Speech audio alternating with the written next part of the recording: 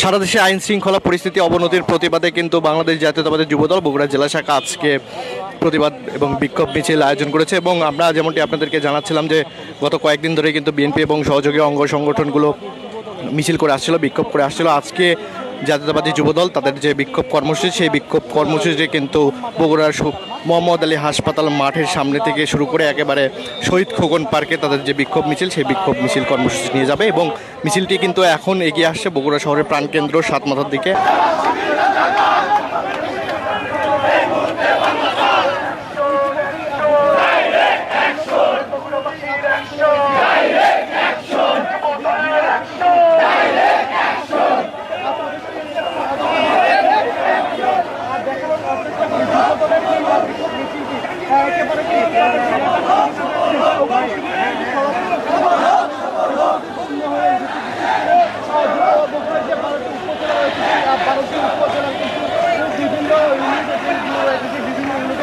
নেতা কর্মীরা কিন্তু আজকের যে বিক্ষোভ মিছিল, সেই বিক্ষোভ মিছিলে তারা এসেছেন এবং সেই বিক্ষোভ মিছিলে কিন্তু তাদের যে দলীয় যে প্ল্যাকার্ডগুলো রয়েছে, সেই দলীয় প্ল্যাকার্ডগুলো পাশাপাশি কিন্তু দেশের বিএনপির যে দলীয়